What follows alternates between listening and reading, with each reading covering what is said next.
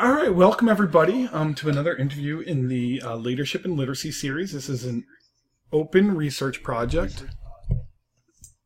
Sorry about the echo in this video.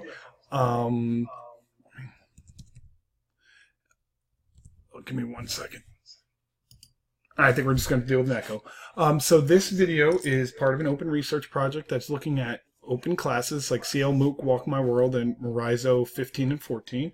Stephanie, you were identified as kind of somebody who's went from beginner to apprentice to leader. And that's kind of what this study's looking at, is the role of leadership and literacy and how those develop in these open courses. And this data will be made available. We were exempted under IRB because this is open data sources. This will all be available for you to use. Do you consent to the video being recorded and shared openly? Wow, you're really breaking up. Am I? Yeah. We can do this another time then. Can you hear me now? I can hear you. You're in and out. All right, let me try it this way. Is this better? Yes. All right, I just moved my microphone closer. There you go. What I want to know is if you consent to this video being shared openly. Of course. All right, perfect. And I just switched my mic to my Yeti mic, so that hopefully this helps out a little bit. All right, so Stephanie, what was your first open course? My first what? Open course. Sorry. Oh gosh. Well, the first Walk My World I did was 2014 in my master's program. Mm-hmm. But I think I've done a couple of other open courses before that. So probably going back to 2013. Oh, wow. Yeah. Why do you do these courses? Partly because there's no pressure to them. Mm-hmm. Partly because they're fun. Partly because I get to meet cool people that I wouldn't otherwise meet. And partly because I can do them by myself if I need to. The introvert in me gets overwhelmed sometimes. So breaking it up and letting working asynchronously works well for me. But you say the introvert in a sense, but you also went from being a participant to organizing Walk My World in, 2015? I think you became one of the key organizers? I was one of the organizers in the second year, and then the third year I was an organizer, and I had my classes doing it, so I became a facilitator too. So I kind of walked the whole... I watched the whole program. And that's part of the study. Part of the point of the study is when I do it with my classes, I don't get that same kind of magic. I can't find that secret sauce. They do the task and move on. Mm-hmm. Why? What is that? I think it depends on the class. Mm-hmm. My high school classes were at a very, very, very small school.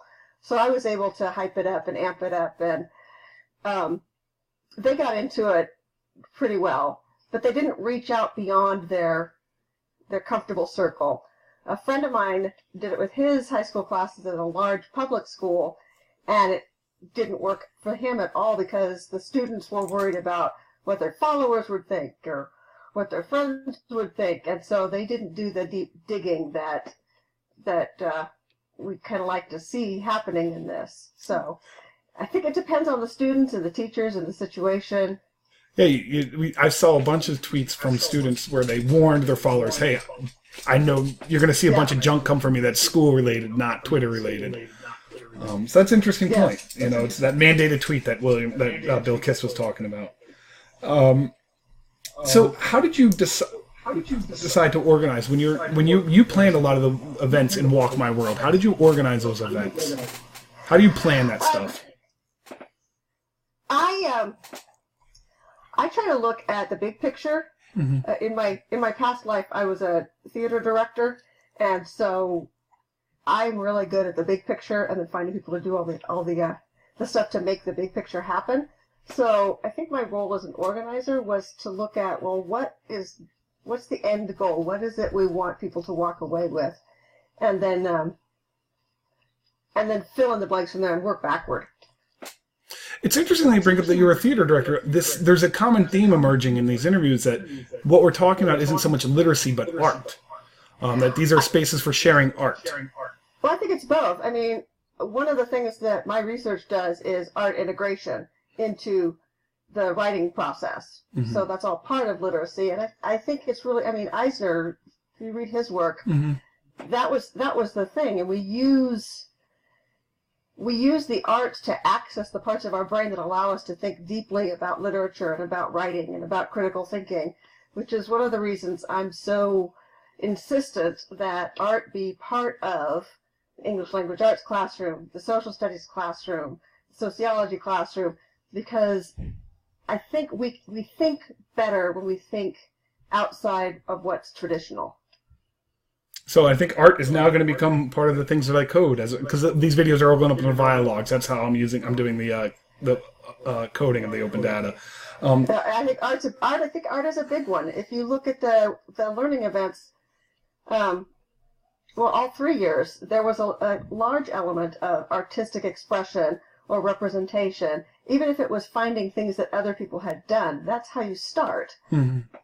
So going back to the way you start, how did do you feel that being involved in open classes, do your literacy skills, your digital skills grow? Well, my Walk My World experience started because I was in a technology and education class for a master's degree. So that made it pretty easy. Oh, okay. It was required. But I think of the 25 people in that group, I may be the only one who is still doing a lot of digital literacies and new media. And I don't know, I just found it so compelling that I can reach people who are so far outside my circle and so far outside my cultural background and so far outside my interest levels, and find these connections and really, create this rhizomatic network of people. Even though what's produced looks different, the underneath, the root system is also interconnected, and I just find that fascinating. Yeah, it really is, and that's I'm very open in that this is a very subjective research study, because I'm trying to document what this special sauce. And so I do want to thank you for that. How could we scaffold it for new learners? Like if somebody wanted to get involved in an open course like Walk My World, how do we scaffold it for new people? How do you start? How do you scaffold? How do you help new people? Scaffold it. Got it. Again, I think it partly depends on who you're working with. If you're working with college students, you're going to work differently than if you're working with high school students. Okay. And I found high school students actually need less scaffolding than the older participants, because they're already playing in these fields of remix and the digital world. And so for them, it was more a matter of me coming into their worlds and saying, show me how to do this. And then after they showed me how to do that, I could say, hey, look, this connects to this book we're reading over here. Let's put these two things together. So sometimes it surprised them that I wasn't just playing because I wanted to play, but I actually had an ulterior motive. I think it worked. It worked for my students, and I think part of organizing something like this in the future, I think part of it needs to go to training all of the facilitators to, you have to be creative and you have to be a little bit sneaky as you put these things together. Otherwise, it just feels like another assignment. Mm-hmm.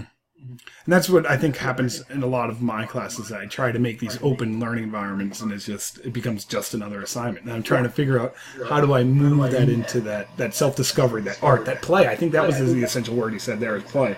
So I think that's going to be something we look for. Thank you so much. Oh, and let you know, I think 15 people last year finished, or at least submitted a portfolio of finished tasks. Oh, that's excellent. So I will. The link is in the paper, but I'm comparing. I'm going to go through and do a content analysis of those as well. But thank you for doing this. I will send the link to the video once it's up, and send it off to you. So thank you so much, Stephanie, for doing this with me today. All right, thanks so much. Good to enjoy the holiday. Bye. All right, bye-bye.